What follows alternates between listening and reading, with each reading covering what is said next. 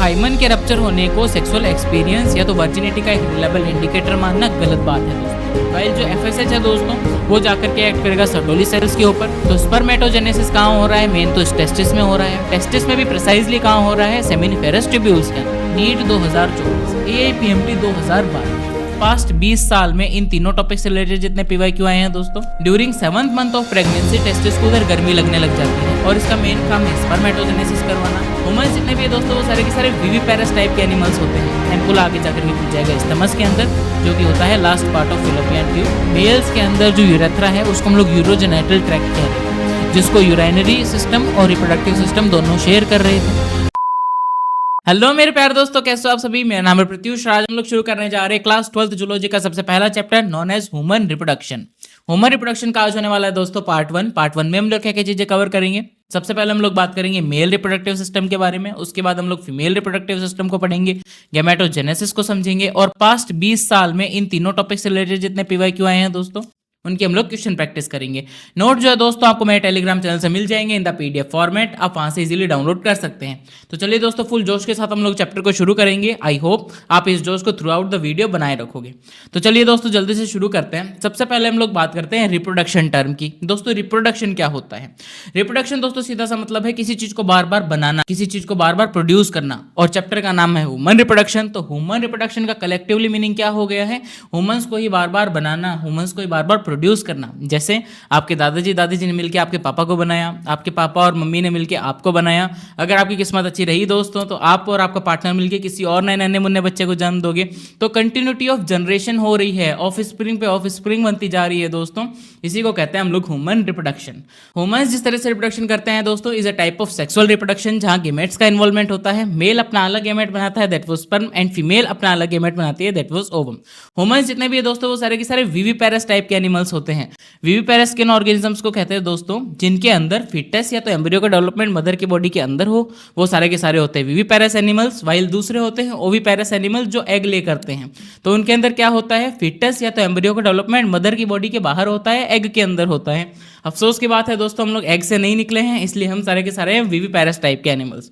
Reproduction दोस्तों अगर हम लोग बात करें तो एक बायोलॉजिकल प्रोसेस होती है जो कि जरूरी है कंटिन्यूटी ऑफ जनरेशन के लिए। ऑफ स्प्रिंग पे ऑफ स्प्रिंग बनती जाए, आपके परिवार की पीढ़ियां आगे बढ़ती जाए, that's it.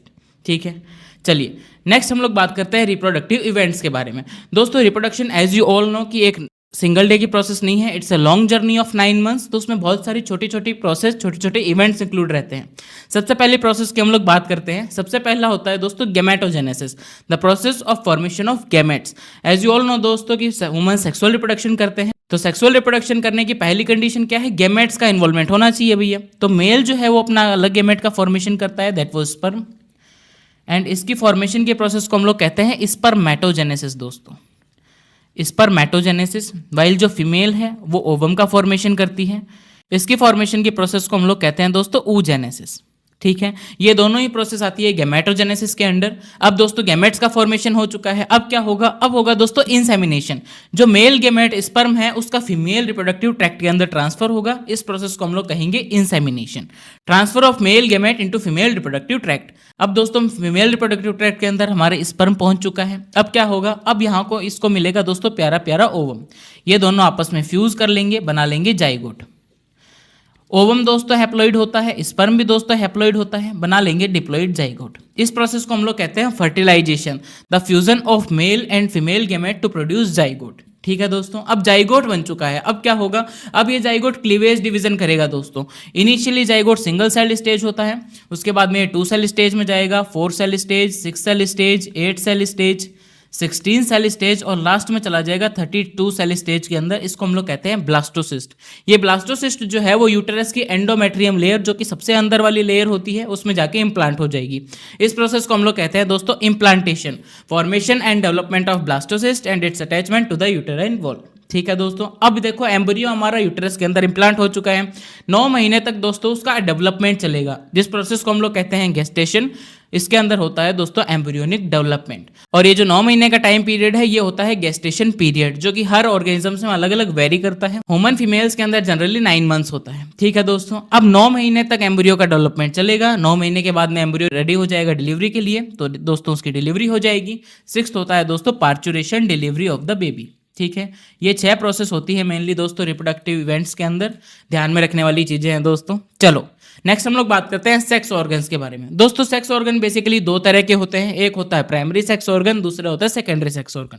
Primary sex organs को जनरली हम लोग गोनेट्स भी कहते हैं दोस्तों। इनका मेन काम होता है गेमेट का फॉर्मेशन करना और सेक्स हार्मोन्स का प्रोडक्शन करना, वाइल दूसरे होते हैं सेकेंडरी सेक्स ऑर्गन्स। दोस्तों इनका न तो गेमेट फॉर्मेशन में कोई रोल होता है, ना ही ये सेक्स हार्मोन्स का प्रोडक्शन करते हैं दोस्तों। ये बेसिकली रिप्रोडक्शन के प्रोसेस को सपोर्ट करते हैं। सपोर्ट किस फॉर्म में करेंगे, गेमेट का ट्रांसफर करवा देंगे, गेमेट को प्रोटेक्शन प्रोवाइड कर देंगे और गेमेट का नरिशमेंट कर देंगे। ठीक है, प्राइमरी सेक्स ऑर्गन के एग्जांपल देखते हैं। प्राइमरी सेक्स ऑर्गन मेल में कौन होता है, मेल में होंगे टेस्टिस। अगर ई लिख रहा हूं दोस्तों तो मैं प्लूरल की बात कर रहा हूं, वाइल आई अगर यहां पे लिखा आ जाए TESTIS तो वो सिंगुलर को डिनोट करेगा। तो मेल के अंदर टेस्टिस होते हैं, बनाएंगे स्पर्म्स जो कि होता है मेल गेमेट, और फीमेल्स के अंदर होती है दोस्तों ओवेरी, ओवेरी बनाती है ओवम। ठीक है, ये होता है female gamete. Secondary sex organs के एग्जांपल देखें तो दोस्तों मेल और फीमेल के दोनों के कुछ एसेसरी डक्ट्स और मेल और फीमेल के कुछ एक्सटर्नल जेनिटेलिया, ये दोनों इंक्लूड रहते हैं सेकेंडरी सेक्स ऑर्गन्स के अंदर। ठीक है, एक तीसरी टर्म और आती है दोस्तों secondary sexual character. Secondary sexual character ये क्या चीज होती है दोस्तों, सेकेंडरी सेक्सुअल कैरेक्टर उनको बोला जाता है ऐसी फिजिकल ट्रेट्स जो आफ्टर प्यूबर्टी अपीयर करती है, जैसे कि वुमेन्स के अंदर ब्रेस्ट का एनलार्जमेंट होना, breast enlargement in women's puberty आने के बाद होता है, सेकेंडरी सेक्सुअल कैरेक्टर है। दूसरा है वॉइस की डीपनिंग होना, मेल और फीमेल के अंदर दोनों के अंदर होगा। तीसरा है प्यूबिक हेयर्स की ग्रोथ होना दोस्तों, प्यूबर्टी आने के बाद ही होती है ये भी। कईयों में एंगर इश्यूज चालू हो गए होंगे, छोटी छोटी बात पे वो लोग चिढ़ जाते हैं, ये भी सारे के सारे सेकेंडरी सेक्सुअल कैरेक्टर के एग्जाम्पल है। ठीक है, चलो नेक्स्ट हम लोग बात करते हैं मेल रिप्रोडक्टिव सिस्टम के बारे में दोस्तों। मेल रिप्रोडक्टिव सिस्टम सबसे पहले तो पेल्विस रीजन के अंदर लोकेटेड रहता है। क्या क्या होता है इसके अंदर, सबसे पहले तो 1 पेयर ऑफ टेस्टिस, 2 टेस्टिस होंगे, मेल के कुछ एसेसरी डक्ट्स, मेल के कुछ एसेसरी ग्लैंड्स और मेल का एक्सटर्नल जेनिटेलिया। ठीक है, टेस्टिस जो है दोस्तों वो ओवल शेप की होती है, जिसकी लेंथ होती है 4 to 5 सेंटीमीटर और जो विड्थ होगी वो होगी 2 to 3 सेंटीमीटर। ठीक है दोस्तों, टेस्टिस मेल का प्राइमरी सेक्स ऑर्गन होता है, जिसका फॉर्मेशन दोस्तों फॉर्मेशन टेस्टिस का होगा एब्डोमेन के अंदर, पर during 7th month of pregnancy testis को उधर गर्मी लगने लग जाती है और इसका मेन काम है स्पर्मेटोजेनेसिस करवाना। ये बोलेगी हमसे तो स्पर्मेटोजेनेसिस नहीं हो पाएगा इतनी गर्मी में, तो बॉडी ने इसका एक सॉल्यूशन निकाला, इसको उठा के बाहर ही फेंक दिया। तो एट बर्थ दोस्तों टेस्टिस जो है वो एक पाउच लाइक स्ट्रक्चर में ट्रांसफर कर दी जाती है, जिसको हम लोग बोलेंगे स्क्रोटम या तो स्क्रोटल सेक, स्क्रोटम या तो स्क्रोटल सेक, जहां आपकी टेस्टिस दोनों प्रेजेंट होगी एट बर्थ। जिस कैनाल के थ्रू दोस्तों टेस्टिस का ट्रांसफर होता है स्क्रोटम के अंदर, इसको हम लोग बोलते हैं इंग्विनल कैनाल, इंग्विनल कैनाल। ठीक है, ये सब प्रकरण दोस्तों हम लोग कर क्यों रहे हैं, ताकि स्पर्मेटोजेनेसिस हो सके, स्पर्मेटोजेनेसिस हो सके, स्पर्म का फॉर्मेशन हो सके। अगर स्पर्म का फॉर्मेशन नहीं होगा दोस्तों तो ये टेस्टिस क्या काम की, तो the testes are located outside the abdominal cavity within a pouch called scrotum to maintain the low temperature 2 से 2.5 डिग्री सेंटीग्रेड कम दोस्तों than the normal internal body temperature that is necessary for spermatogenesis. ठीक है दोस्तों, testis Oval shape की होती है, length होगी 4 to 5 सेंटीमीटर और होगी 2 to 3 सेंटीमीटर। ठीक है, चलो नेक्स्ट अब हम लोग बात करते हैं टेस्टिस के कुछ इंटरनल स्ट्रक्चर के बारे में दोस्तों। टेस्टिस को एक आउटरनल डेस्क कवरिंग कवर करके रखती है नोन एज ट्यूनिका एल्बुजिनिया। ये है दोस्तों ट्यूनिका एल्बुजिनिया, ये टेस्टिस को बाहर से कवर करके रखेगी और टेस्टिस के अंदर घुस के टेस्टिस को इन 250 कंपार्टमेंट्स के अंदर डिवाइड कर देगी। इन 250 कंपार्टमेंट्स को हम लोग बोलते हैं दोस्तों टेस्टिकुलर लोब्यूल्स। एक टेस्टिस के अंदर 250 कंपार्टमेंट या तो 250 टेस्टिकुलर लोब्यूल होते हैं, दोनों के अंदर कितने हो गए 500 टेस्टिकुलर लोब्यूल्स। ठीक है, एक टेस्टिकुलर लोब्यूल के अंदर 1 to 3 highly coiled structure present होती है दोस्तों नोन एज सेमिनिफेरस ट्यूब्यूल। ये सेमिनिफेरस ट्यूब्यूल का मेन काम होता है स्पर्म का फॉर्मेशन करना। तो स्पर्मेटोजेनेसिस कहाँ हो रहा है, मेन तो टेस्टिस में हो रहा है। टेस्टिस में भी प्रिसाइजली कहाँ हो रहा है, सेमिनिफेरस ट्यूब्यूल्स के अंदर। ये है दोस्तों हमारी 1 to 3 highly coiled structure known as seminiferous tubules, हर टेस्टिकुलर लोब्यूल के अंदर प्रेजेंट होगी। ये मेनली स्पर्म का फॉर्मेशन करेगी। ये स्पर्म फॉर्मेशन करके इस नेटवर्क लाइक स्ट्रक्चर में डाल देगी, जिसको हम लोग बोलते हैं रेटिटेस्टिस। रेटिटेस्टिस जो है वो फर्दर स्पर्म का ट्रांसपोर्ट करेगी वासा एफ्रेंशिया के थ्रू एपिडिडाइमिस के अंदर। एपिडिडाइमिस में क्या होगा, स्पर्म का फंक्शनल मैच्योरेशन होगा और स्पर्म का स्टोरेज होगा। एपिडिडाइमिस जो है दोस्तों वो फर्दर स्पर्म को ट्रांसपोर्ट करेगी वॉस डेफरेंस के अंदर। वॉज डिफरेंस भी एक दोस्तों एसेसरी डक्ट है जिसके बारे में एनसीईआरटी कुछ बातें लिखती है, वो देखते हैं। Vas deferens loops over the urinary bladder and receives a duct from seminal vesicle to form ejaculatory duct and opens into urethra. देखो दोस्तों ये है हमारे पास में एनसीईआरटी का डायग्राम, ये है यहाँ पे वॉज डिफरेंस। ये वॉज डिफरेंस जो है वो यूरिनरी ब्लैडर के ऊपर से जा रहा है, it loops over the urinary bladder. यहाँ इसको मिलता है सेमिनल वेसिकल, सेमिनल वेसिकल से ये एक डक्ट रिसीव करेगा, दोनों मिलके बनाएंगे इजैकुलेटरी डक्ट। इजैकुलेटरी डक्ट जो है दोस्तों वो फाइनली यूरेथ्रा के अंदर खुल जाएगी। जो ये है हमारे पास में यूरेथ्रा, जिसको हम लोग यूरोजेनाइटल ट्रैक्ट भी कहते हैं दोस्तों, यूरोजेनाइटल ट्रैक्ट, या तो इसका नाम है यूरेथ्रा। ठीक है, यूरेथ्रा की ओपनिंग को हम लोग बोलेंगे यूरेथ्रल मिएटस, जहां से स्पर्म या तो यूरिन बाहर निकल जाएंगे। ठीक है, यूरोजेनाइटल ट्रैक्ट हम लोग यूरेथ्रा को क्यों कह रहे हैं, क्योंकि ये यूरिन और स्पर्म दोनों को कैरी करती है। ठीक है दोस्तों, चलो नेक्स्ट अब हम लोग बात करते हैं स्पर्म के पाथवे की। दोस्तों स्पर्म बना कहाँ, सबसे पहले तो सेमिनिफेरस ट्यूब्यूल के अंदर बना। सेमिनिफेरस ट्यूब्यूल्स ने मिलकर एक नेटवर्क लाइक स्ट्रक्चर में स्पर्म को ट्रांसपोर्ट किया, नोन एज रेटिटेस्टिस। रेटिटेस्टिस जो है वो एपिडिडाइमिस के अंदर स्पर्म को ट्रांसपोर्ट करेगी, जहां स्पर्म का फंक्शनल मैच्योरेशन होगा और स्पर्म का स्टोरेज होगा। कैसे करेगी, थ्रू वासा एफरेंशिया या तो इफरेंट डक्ट्यूल्स। ये दोस्तों 10 से 12 ट्यूब्स लाइक स्ट्रक्चर होती है, ये देखो ये ट्यूब लाइक स्ट्रक्चर्स हैं जो स्पर्म को ट्रांसपोर्ट कर रही है रेटिटेस्टिस से एपिडिडाइमिस के अंदर। ठीक है, चलो अब दोस्तों एपिडिडाइमिस जो है फर्दर स्पर्म को ट्रांसपोर्ट करेगा वॉस डिफरेंस के अंदर। वॉस डिफरेंस सेमिनल वेसिकल से एक डक्ट रिसीव करता है, दोनों मिलकर बनाते हैं इजैकुलेटरी डक्ट। इजैकुलेटरी डक्ट जो है वो यूरोजेनिटल ट्रैक्ट या तो यूरेथ्रा में खुल जाती है। यूरेथ्रा की ओपनिंग को कहते हैं हम लोग यूरेथ्रल मिएटस, जहां से स्पर्म बाहर निकल जाएगा। ठीक है दोस्तों, ये हमारा स्पर्म का पाथवे जहां से PYQ भी आया हुआ है। चलो नेक्स्ट अब हम लोग बात करते हैं टेस्टिकुलर लोब्यूल की इंटरनल स्ट्रक्चर के बारे में। दोस्तों मैंने आपको बताया कि ये है टेस्टिस, इसको एक आउटरनल डेंस कवरिंग कवर करके रखती है, ये बाहर से भी कवर करती है और टेस्टिस को अंदर घुस के 250 कंपार्टमेंट के अंदर भी डिवाइड कर देती है। अब ये एक कंपार्टमेंट की हम लोग इंटरनल स्ट्रक्चर पढ़ रहे हैं। ठीक है, देखो एक टेस्टिकुलर लोब्यूल के अंदर मैंने आपको बताया कि 1 से 3 सेमिनिफेरस ट्यूब्यूल्स होती हैं। ये है दोस्तों सेमिनिफेरस ट्यूब्यूल्स, सेमिनिफेरस ट्यूब्यूल्स। ठीक है, ये 1 से 3 सेमिनिफेरस ट्यूब्यूल होती हैं। अब इन सेमिनिफेरस ट्यूब्यूल को मेनली 2 तरह के सेल्स अंदर से लाइन करते हैं। पहले होते हैं सिंपल क्यूबॉइडल सेल्स, जिनको हम लोग मेल जर्म सेल्स भी कहते हैं, मेल जर्म सेल्स, या तो इनको हम लोग बोलेंगे स्पर्मेटोगोनिया, स्पर्मेटोगोनिया। ठीक है, डिप्लॉइड होते हैं ये। दूसरे होते हैं सिंपल कोलुमिनार सेल्स, जिनको हम लोग कहते हैं सर्टोली सेल्स दोस्तों, सर्टोली सेल्स। ठीक है, मेल जर्म सेल्स या तो स्पर्मेटोगोनिया का मेन काम क्या है, ये स्पर्म के फॉर्मेशन में मदद करेंगे दोस्तों। स्पर्मेटोगोनिया जो है वो डिवाइड करेंगे प्राइमरी स्पर्मेटोसाइट के अंदर, सेकेंडरी स्पर्मेटोसाइट, स्पर्मेटिड और लास्ट में बना लेंगे स्पर्म। वाइल जो दूसरे टाइप के सेल्स हैं नोन एज सर्टोली सेल्स, इनका दोस्तों मेन 5 काम होते हैं। सबसे पहले तो स्पर्म या तो मेल जर्म सेल्स को ये न्यूट्रिशन प्रोवाइड करती है, इसलिए हम लोग इनको नर्स सेल भी कहते हैं। पहला काम है मेल जर्म सेल्स या तो स्पर्मेटोगोनिया को न्यूट्रिशन प्रोवाइड करना। ठीक है, दूसरा वीक या तो एबनॉर्मल स्पर्म्स का ये फेगोसाइटोसिस भी कर लेती है, खा जाती है उनको, तो दूसरा काम फेगोसाइटोसिस भी करना है। तीसरा ये एक इनहिबिन हार्मोन भी सिक्रीट करती है। चौथा एंड्रोजन बाइंडिंग प्रोटीन सिक्रीट करेगी और पांचवा कुछ फैक्टर्स भी सिक्रीट करती है जो कि मदद करेंगे स्पर्मेटोजेनेसिस के अंदर। ठीक है दोस्तों, ये कुछ 5 काम है सर्टोली सेल्स के। चलो अब हम लोग बात करते हैं दोस्तों, ये जो सेमिनिफेरस ट्यूब्यूल है इसके बाहर वाला पार्ट, ये जितना भी पोर्शन है दोस्तों, इसको हम लोग बोलते हैं दोस्तों इंटरस्टिशियल स्पेस। ये होता है इंटरस्टिशियल स्पेस। ठीक है, इस इंटरस्टिशियल स्पेस के अंदर मेनली 3 चीज़ें प्रेजेंट होती हैं। सबसे पहले लेते हैं कुछ स्मॉल ब्लड वेसल्स प्रेजेंट होगी, कुछ स्मॉल ब्लड वेसल्स प्रेजेंट है। दूसरे इंटरस्टिशियल सेल्स या तो लीडिंग सेल्स प्रेजेंट है, इंटरस्टिशियल सेल्स या तो लीडिंग सेल्स। तीसरा होता है दोस्तों immunological competent cells, immunologically competent cells भी इसके अंदर प्रेजेंट है। ठीक है दोस्तों, ये जो येलो कलर के आप सेल्स देख रहे हो ये होते हैं दोस्तों लीडिंग सेल्स। ठीक है, या तो हम लोग इसको इंटरस्टिशियल सेल्स भी कहते हैं क्योंकि इंटरस्टिशियल स्पेस में प्रेजेंट है। दोस्तों लीडिंग सेल्स जो है इसका मेन काम होता है, ये एक टेस्टिकुलर हार्मोन का सिंथेसिस या तो सिक्रीशन करती है जो होगा एंड्रोजन। ठीक है, चलो दोस्तों अब हम लोग बात करते हैं पेनिस के बारे में, मेल के एक्सटर्नल जीनिटिलिया के बारे में। देखो दोस्तों ह्यूमन मेल्स के पास में जो पेनिस है वो कोपुलेटरी ऑर्गन होता है। पेनिस के पास में कुछ स्पेशल टिश्यूज भी प्रेजेंट होते हैं जो पेनिस के इरेक्शन में मदद करते हैं, उसकी लेंथ इंक्रीज करने में मदद करते हैं। लेंथ इंक्रीज करने की क्या जरूरत पड़ गई है भैया, ताकि इंसेमिनेशन अच्छे से हो सके, मेल गेमेट का फीमेल रिप्रोडक्टिव ट्रैक्ट के अंदर ट्रांसफर अच्छे से हो सके। ठीक है, जो एनलार्ज्ड एंड है पेनिस का दोस्तों, जिसको हम लोग बोलते हैं ग्लांस पेनिस। ग्लांस पेनिस जो है वो कवर्ड रहेगा एक लूज फोल्ड ऑफ स्किन की मदद से, जिसको हम लोग बोल देते हैं फोर स्किन या तो प्रीप्यूस। ठीक है दोस्तों, रिमूवल ऑफ फोर स्किन या तो prepuce is known as circumcision.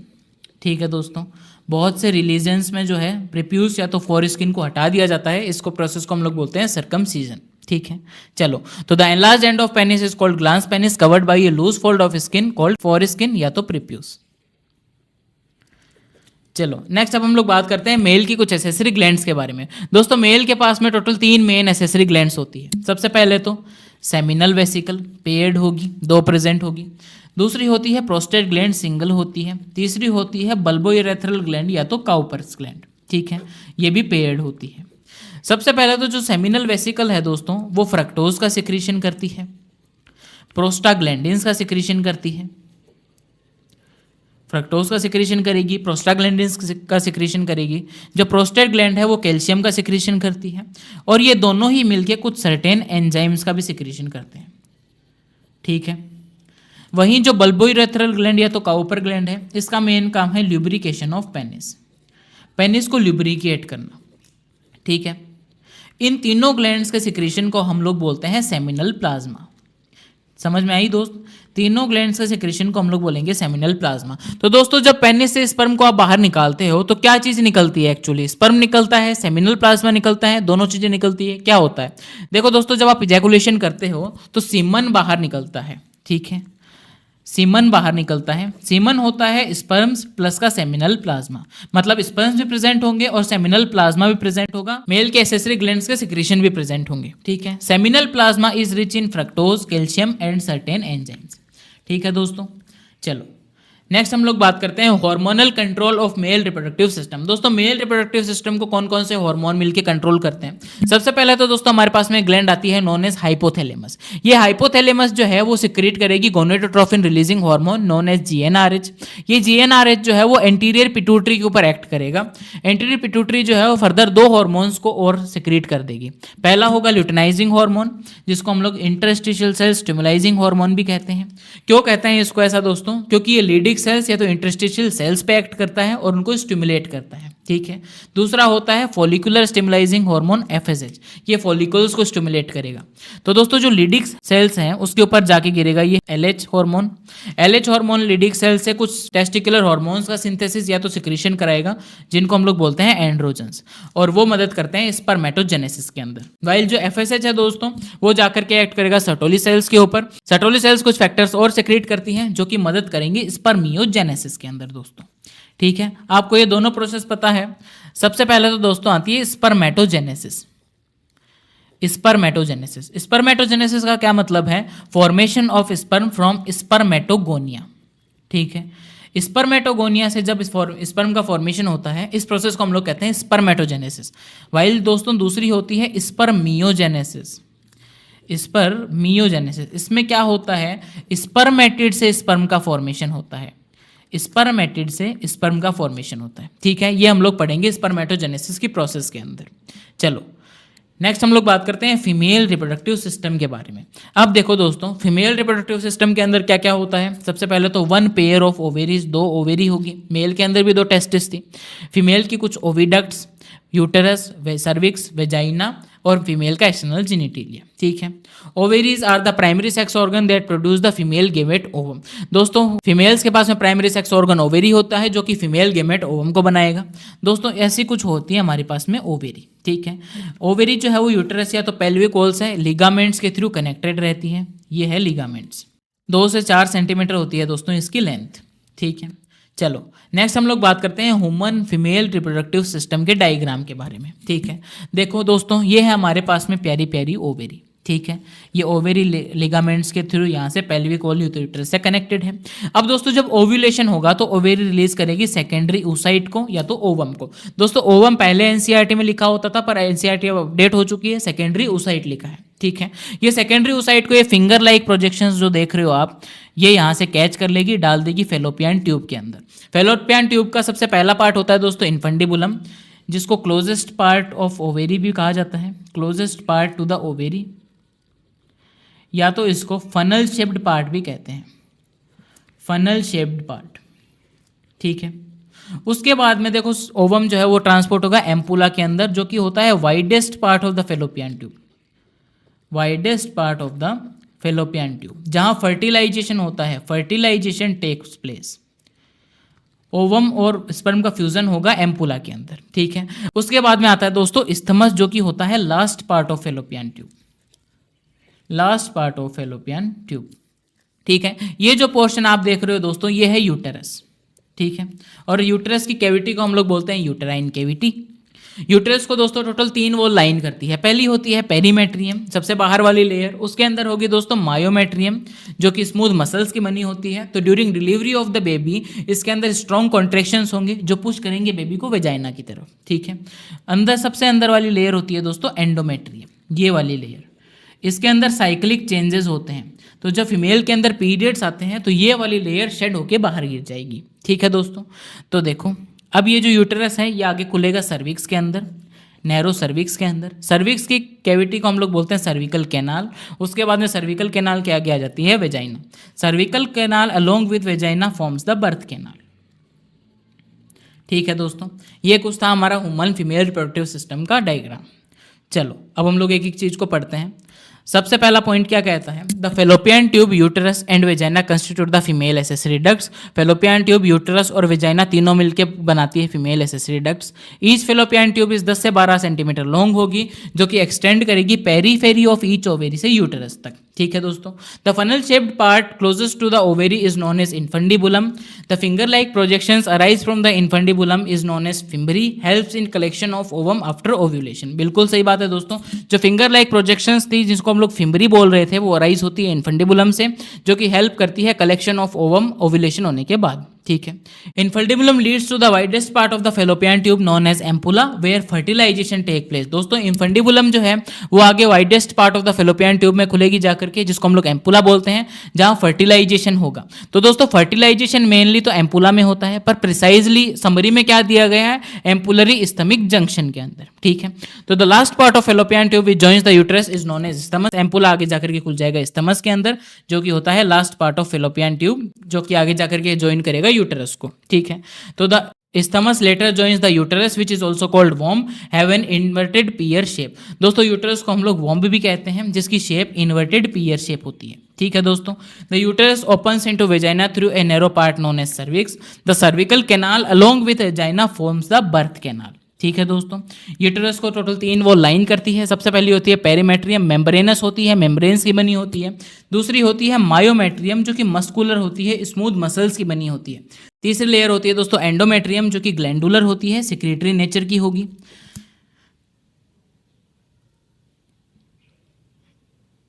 The myometrium exhibit strong contraction during delivery of the baby, while the endometrium undergo cyclic changes. दोस्तों जो मायोमेट्रियम है उसके अंदर स्ट्रॉन्ग कॉन्ट्रेक्शन होंगे during delivery of the baby, ताकि वो बेबी को आगे पुश कर सके वेजाइना की तरफ, ठीक है। वाइल जो एंडोमेट्रियम है वो ड्यूरिंग साइक्लिक चेंजेस, यानी कि फीमेल के अंदर जब पीरियड्स आएंगे तो ये एंडोमेट्रियम शेड होके बाहर गिर जाएगी, ठीक है दोस्तों। उसके बाद में नई मेंस्ट्रुअल साइकिल चालू होगी तो ये एंडोमेट्रियम फिर से बनेगी। अगर फिर से प्रेगनेंसी नहीं होगी, फिर से पीरियड्स आएंगे, ये लेयर टूट के बाहर वापस गिर जाएगी, ठीक है। चलो नेक्स्ट अब हम लोग बात करते हैं PYQs के बारे में। नीट 2024 क्या कह रहा है, विच of the following is not A component of fallopian tube. इनमें से कौन सा पार्ट फेलोपियन ट्यूब का कंपोनेंट नहीं है। देखो दोस्तों फेलोपियन ट्यूब के कितने कंपोनेंट थे, 3 कंपोनेंट थे ना। सबसे पहला इन्फंडिबुलम, दूसरा एम्पुला और तीसरा इस्थमस। इनके अलावा देख लो यूटेराइन फंडस ही नहीं होता। चलो नीट 2019 क्या कह रहा है, select the correct sequence for transport of sperm cells in male reproductive system. दोस्तों स्पर्म का पाथवे पूछ रहा है। सिंपल सी बात है दोस्तों, स्पर्म का फॉर्मेशन कहाँ हुआ, सेमिनिफेरस ट्यूब्यूल के अंदर हुआ। सेमिनिफेरस ट्यूब्यूल ने मिलकर स्पर्म का ट्रांसपोर्ट किया network like structure called rete testis के अंदर। रेटिटेस्टिस जो है फर्दर स्पर्म का ट्रांसपोर्ट करेंगे वासा एफ्रेंशिया या तो इफरेंट डक्ट्यूल्स के थ्रू एपिडिडाइमिस के अंदर, जहाँ स्पर्म का फंक्शनल मैच्योरेशन होगा, स्पर्म का स्टोरेज होगा। स्पर्म के स्टोरेज के करने के बाद में दोस्तों स्पर्म को ट्रांसपोर्ट कर दिया जाएगा वॉस डेफरेंस के अंदर। वॉस डेफरेंस डक्ट रिसीव करेगा सेमिनल वेसिकल से, दोनों मिलकर बनाएंगे ejaculatory duct. Ejaculatory duct further खुल जाएगी यूरेथ्रा के अंदर, जिसको हम लोग यूरोजेनिटल ट्रैक्ट भी कहते हैं। यूरेथ्रा की ओपनिंग होती है दोस्तों यूरेथ्रल मिएटस, जहां से स्पर्म बाहर निकल जाएगा। तो पहला ऑप्शन ही करेक्ट हो गया दोस्तों, सेमिनिफेरस ट्यूब्यूल, उसके बाद में rete testis, vasa efferentia, epididymis, vas deferens, ejaculatory duct, urethra, urethral meatus, ठीक है। चलो ऑप्शन ए इज करेक्ट।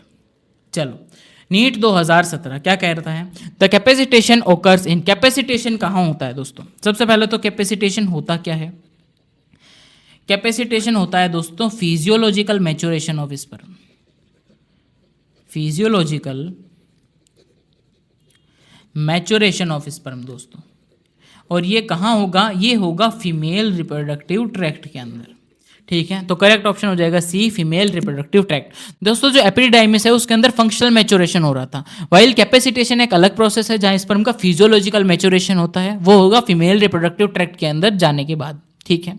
चलो नेक्स्ट बात करते हैं नीट 2014 की। NEET 2014, the share terminal duct of reproductive and urinary system in the human male. ऐसी कौन सी डक्ट है दोस्तों जो रिप्रोडक्टिव सिस्टम और यूरिनरी सिस्टम दोनों शेयर करते हैं? एक ही डक्ट है दोस्तों जिसको हम लोग यूरोजेनिटल ट्रैक्ट भी कहते हैं, नोन एज यूरेथ्रा। तो ऑप्शन ए इज करेक्ट। चलो AIPMT 2012, the Leydig cells found in the human body are secretory source of. जो लीडिंग सेल्स है दोस्तों ह्यूमन बॉडी के अंदर, वो किसको सिक्रीट या तो किसका सिंथेसिस करते हैं? टेस्टिकुलर हॉर्मोन्स का, जिसको हम लोग एंड्रोजन्स भी कहते हैं दोस्तों। तो प्रोजेस्टेरोन गलत, इंटेस्टाइनल म्यूकस गलत, ग्लूकागोन गलत, एंड्रोजन्स। चलो AIPMT 2011, if for some reason the vasa efferentia in the human reproductive system get blocked, the gametes will not be transported from। अब भैया देखो, किसी कोई कारण हो गया जिससे वासा एफरेंशिया जो है ये ब्लॉक हो गया, तो इसके बाद में स्पर्म का ट्रांसपोर्ट कहाँ से कहाँ नहीं होगा। सबसे पहले तो दोस्तों स्पर्म का पाथवे याद करो। वासा एफरेंशिया स्पर्म को कहाँ से ला रहा था? रेटी टेस्टिस से ला रहा था। स्पर्म को कहाँ ले जा रहा था? एपिडिडाइमिस के अंदर ले जा रहा था। तो अगर दोस्तों वासा एफरेंशिया ब्लॉक हो गया तो स्पर्म का ट्रांसपोर्ट कहाँ से कहाँ नहीं होगा? रेटी टेस्टिस से एपिडिडाइमिस के अंदर नहीं होगा। तो देख लो, testis to epididymis, epididymis to vas deferens गलत, ovary to uterus, vagina to uterus गलत। Option A is correct, testis to epididymis, ठीक है। चलो AIPMT 2011, the testes in humans are situated outside the abdominal cavity inside a pouch called scrotum. The purpose served is for। भैया हम लोगों ने याद करो, at the 7th month of pregnancy testis को गर्मी लगने लग गई थी, तो उसने कहा था भैया हमसे तो स्पर्म का फॉर्मेशन नहीं हो पाएगा, और बॉडी बोल रही थी भैया स्पर्म का फॉर्मेशन करना ही तेरा मेन काम है, वरना तो किस काम की। तो बॉडी ने इसका एक सोल्यूशन निकाला था, याद है, इसको उठा के बाहर फेंक दिया था, एक पाउच लाइक स्ट्रक्चर में ले आए थे। ये बॉडी ने किया क्यों था? ताकि स्पर्म का फॉर्मेशन हो सके, स्पर्मेटोजेनेसिस हो सके, सिंपल दोस्त। Escaping any possible compression by the visceral organ, नहीं दोस्त। Providing more space for growth of epididymis, ये भी नहीं है। Maintaining the scrotal temperature lower than the internal body temperature to promote spermatogenesis, simple. Option C is correct. चलो AIPMT 2010, the part of the fallopian tube closest to the ovary. कौन सा part closest है ovary के दोस्तों? Isthmus तो सबसे last वाला part है, दूसरा होगा इन्फेंडिबुलम, जिसको हम लोग फनल शेप्ड पार्ट भी बोलते हैं, क्लोजेस्ट है ओवेरी के। Next AIPMT 2009, seminal plasma in human is rich in. दोस्तों सेमिनल प्लाज्मा के अंदर क्या क्या चीजें होगी? फ्रक्टोज, कैल्शियम और कुछ सर्टेन एंजाइम्स। तो fructose and calcium but has no enzymes, पहला ऑप्शन दोस्तों गलत है। ग्लूकोज एंड सर्टेन एंजाइम, दूसरा भी गलत है। Fructose, calcium and certain enzymes, option C is correct. चलो अब बात करते हैं हम लोग दोस्तों फीमेल एक्सटर्नल जेनिटिलिया के बारे में।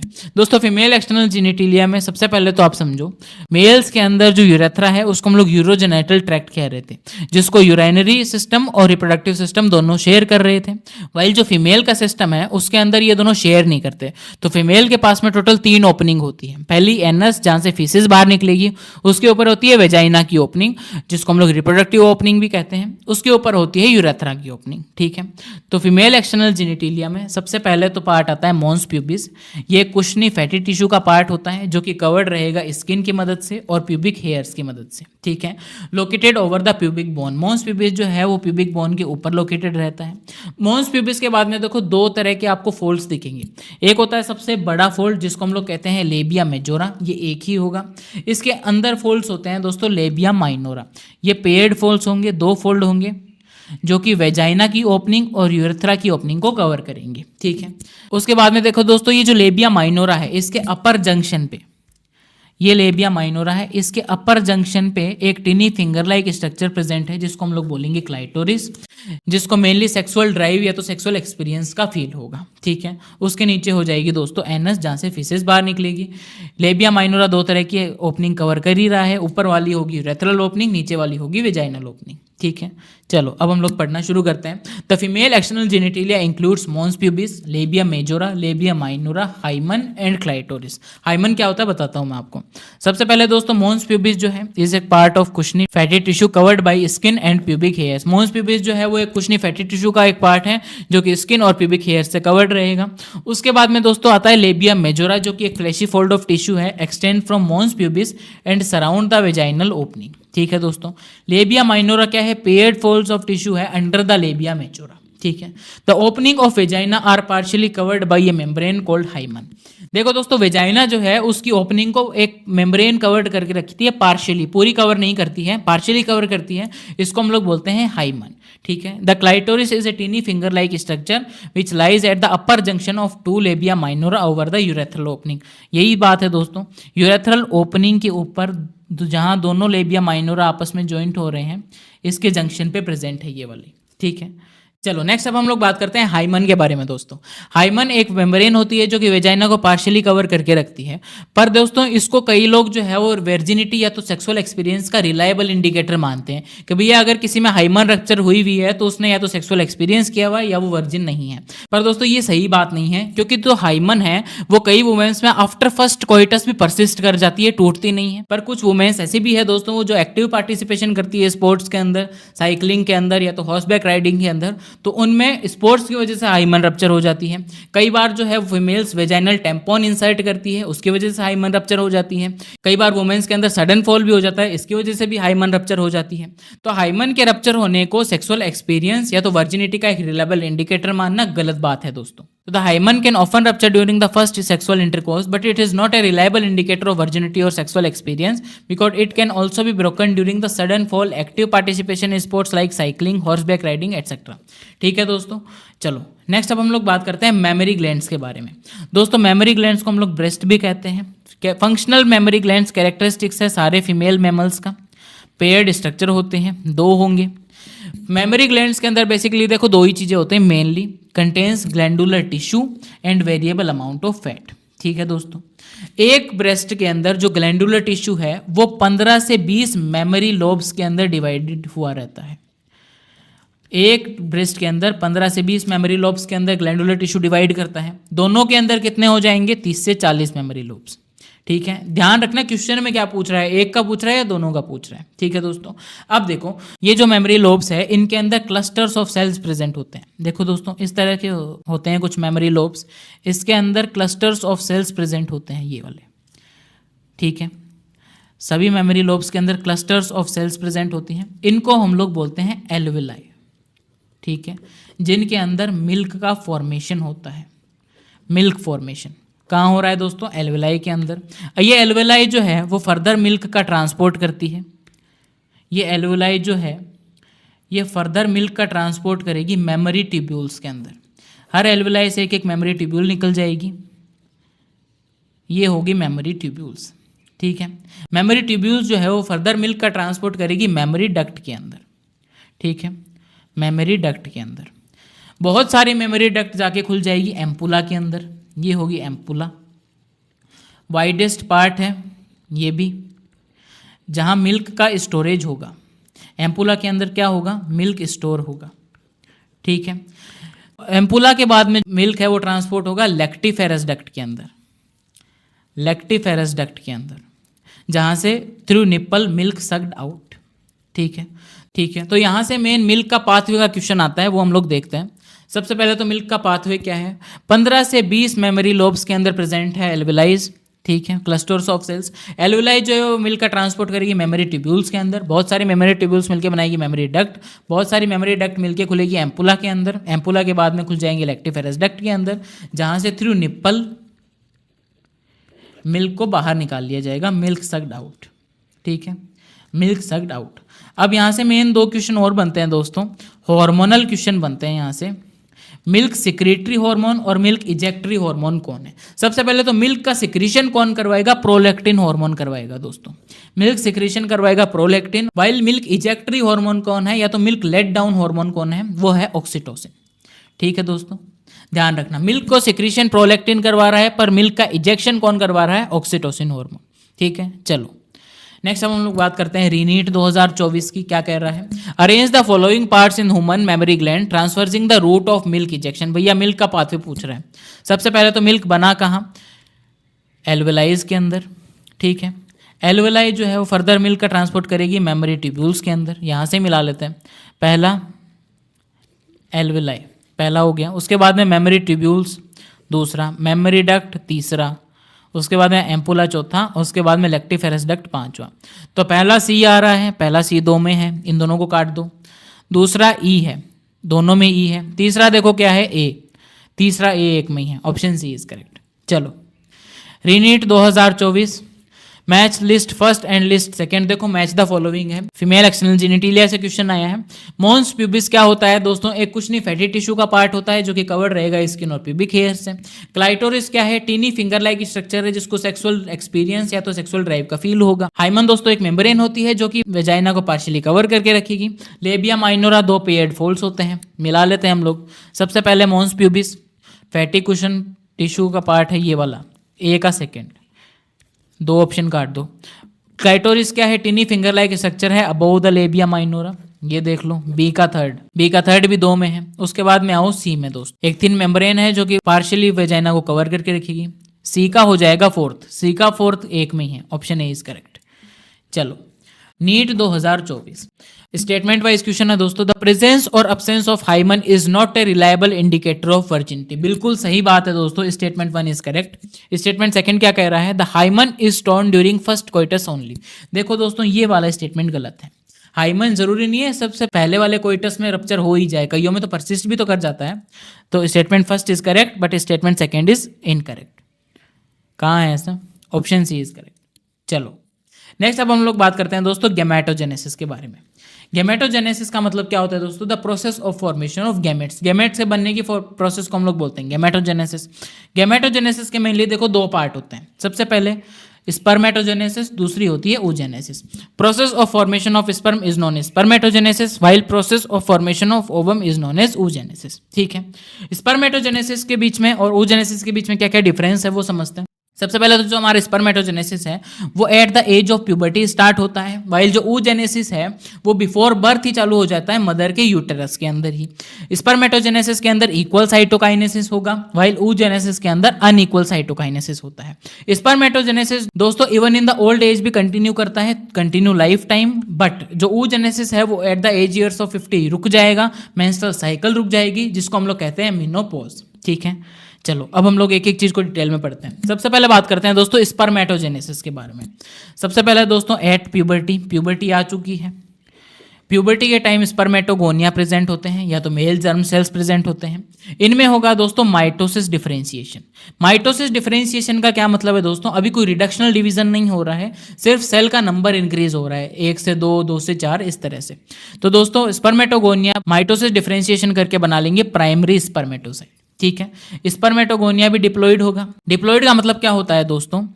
हैप्लॉइड का मतलब होता है 23 क्रोमोसोम्स पर सेल, और अगर हम लोग इसको 2n लिख देंगे तो वो डिप्लॉइड हो जाएगा, मतलब 46 क्रोमोसोम्स पर सेल। ठीक है दोस्तों, तो स्पर्मेटोगोनिया ने अभी कोई रिडक्शनल डिवीजन नहीं किया है, इसलिए स्पर्मेटोगोनिया से जो प्राइमरी स्पर्मेटोसाइट बन रहा है ये भी डिप्लॉइड होगा। ठीक है, प्राइमरी स्पर्मेटोसाइट के अंदर पहला मियोसिस डिवीजन होगा, रिडक्शनल डिवीजन होंगे, बनेंगे 2 सेकेंडरी स्पर्मेटोसाइट।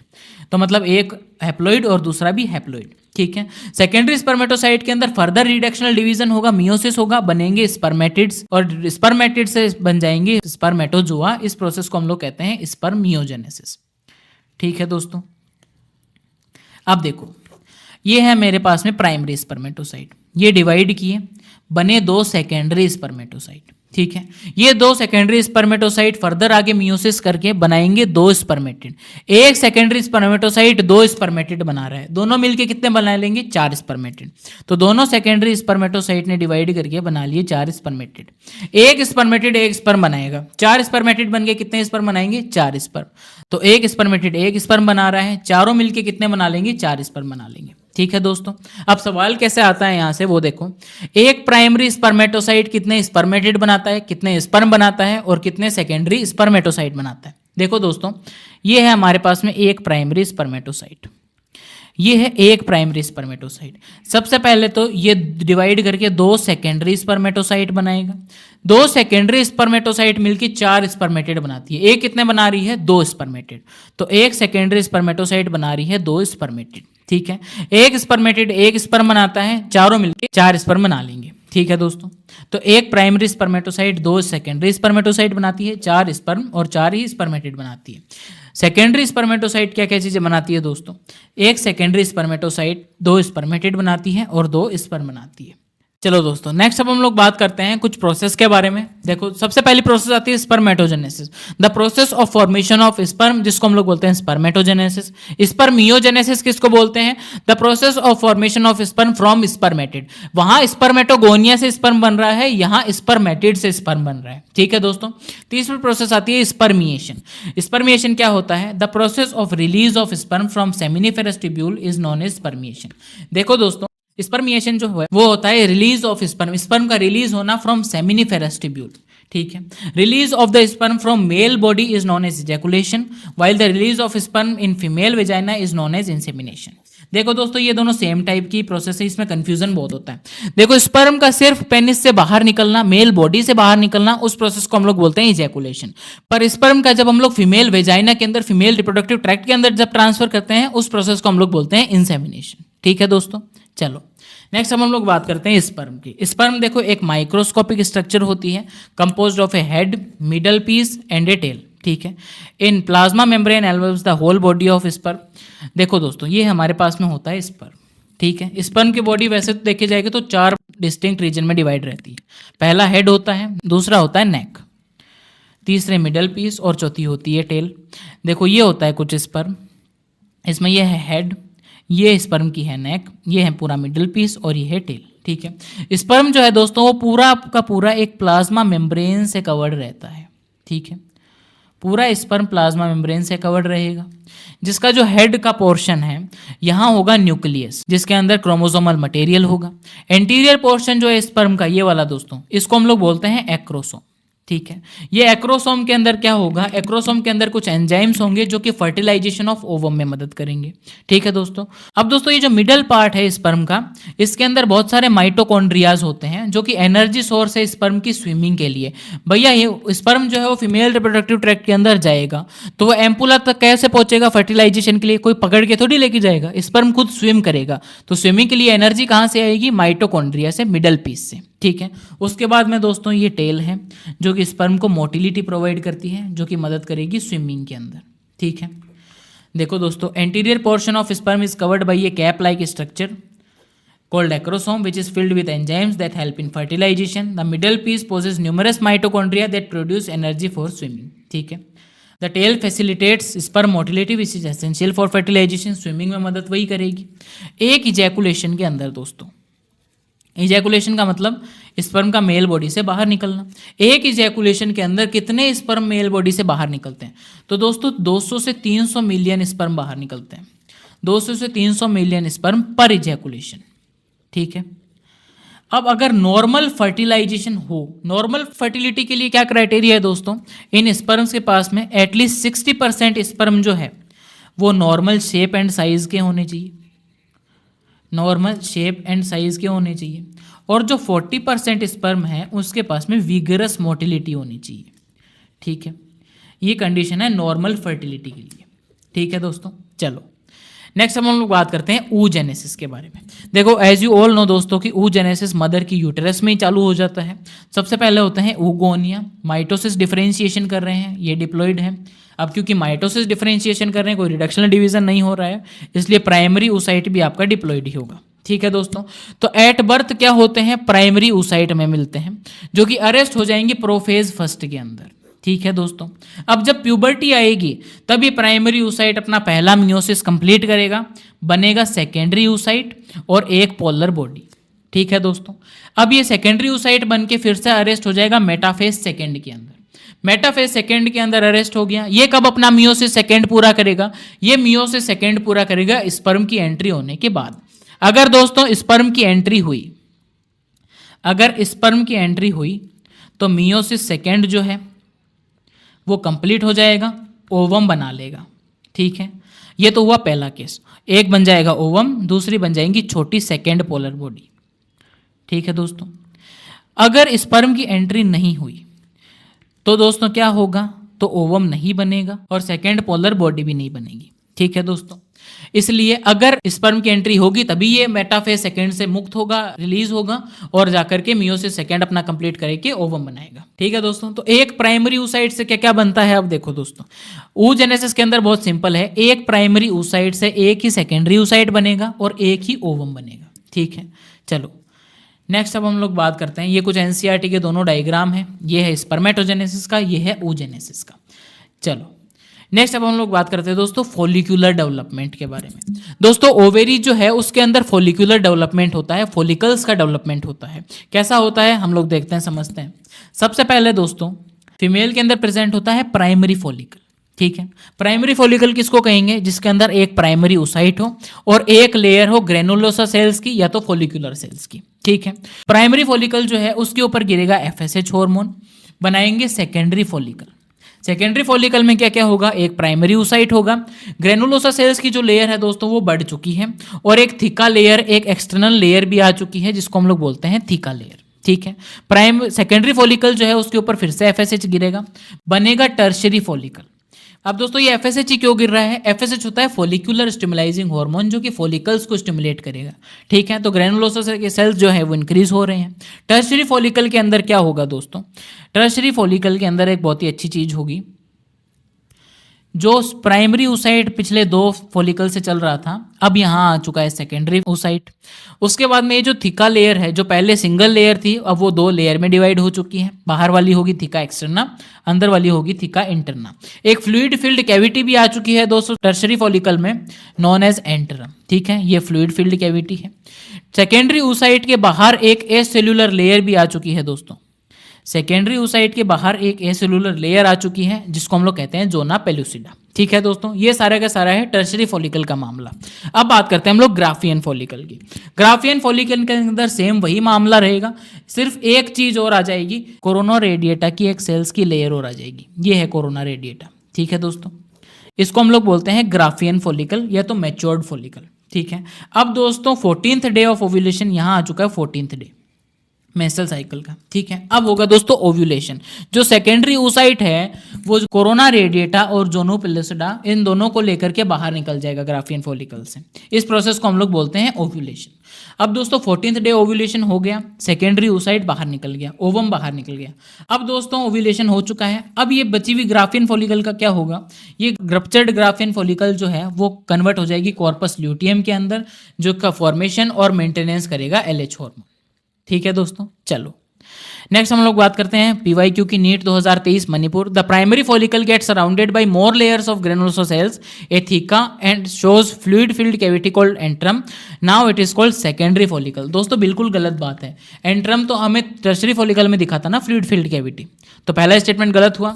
दूसरा देखते हैं, Graafian follicle rupture to release the secondary oocyte from the ovary by the process called ovulation. बिल्कुल सही बात है दोस्तों, तो statement first is false but the statement second is true, option D is correct. चलो रीनीट 2022 क्या कह रहा है, how many secondary spermatocytes are required to form 400 million spermatozoa, या तो 400 मिलियन स्पर्म, भैया 400 मिलियन स्पर्म बनाने हैं। ठीक है, तो हमें कितने सेकेंडरी स्पर्मेटोसाइट लगेंगी ये पूछ रहा है। ठीक है, एक सेकेंडरी स्पर्मेटोसाइट से 2 स्पर्म बनते हैं, समझ रहे हो, एक सेकेंडरी स्पर्मेटोसाइट से 2 स्पर्मेटिड, एक स्पर्मेटिड से 1 स्पर्म, दोनों स्पर्मेटिड से 2 स्पर्म। ठीक है, तो भैया अगर 400 मिलियन स्पर्म बनाने हैं तो हमें कितने सेकेंडरी स्पर्मेटोसाइट लगेंगे, 200 मिलियन लग जाएंगे दोस्त, ऑप्शन डी इज करेक्ट। चलो NEET 2022, at which stage of life the oogenesis process is initiated, before birth चालू हो जाता है, मदर के यूटेरस में चालू हो जाता है दोस्तों, तो at the embryonic development stage, जब एम्ब्रियो डेवलप कर रहा होता है, यूटेरस के अंदर ही होता है उसका डेवलपमेंट। ठीक है, चलो NEET 2020, meiotic division of secondary oocyte is completed. भैया सेकेंडरी oocyte का मियोसिस कब कंप्लीट होगा, जब स्पर्म की एंट्री होगी, जब अगर स्पर्म की एंट्री नहीं होगी तो मियोसिस सेकेंड भी कंप्लीट नहीं होगा। At the time of copulation नहीं, एट जाइगोट फॉर्मेशन ये भी नहीं, at the time of fusion of sperm with an ovum. चलो, which of the following cells during gametogenesis is normally diploid. Gametogenesis की process के दौरान कौन से डिप्लॉइड होते हैं? स्पर्मेटोगोनिया, ये डिप्लॉइड रहेंगे, बिल्कुल सही बात है। स्पर्मेटिड हैप्लॉइड रहेंगे, सेकेंड पोलर बॉडी भी हैप्लॉइड रहेगी, प्राइमरी पोलर बॉडी भी हैप्लॉइड रहेगी। Option A is correct. NEET 2013 क्या कह रहा है? Which is the correct sequence of sperm formation. Spermatogenesis की सीक्वेंस पूछ रहा है। सबसे पहले मेल जर्म सेल्स है तो स्पर्मेटोगोनिया, माइटोसिस डिफरेंशिएशन करके बनाएंगे प्राइमरी स्पर्मेटोसाइट, पहला रिडक्शनल डिवीजन होगा बनेगा सेकेंडरी स्पर्मेटोसाइट, दूसरा रिडक्शनल डिवीजन स्पर्मेटिड और उसके बाद में बन जाएगा स्पर्म। तो पहला स्पर्मेटोगोनिया, उसके बाद में स्पर्मेटोजोआ तो स्पर्म नहीं दोस्त, spermatogonia, spermatocyte, spermatid, spermatozoa. Option B is correct. चलो चलिए दोस्त, हमारा आज का चैप्टर हो गया है कंप्लीट। पार्ट 1 हम लोगों ने कंप्लीट कर लिया। आज हम लोगों ने गैमेटोजेनेसिस को भी कंप्लीट कर लिया और उसके पीवाईक्यूज भी हम लोगों ने सॉल्व किए। मिलते हैं पार्ट 2 में।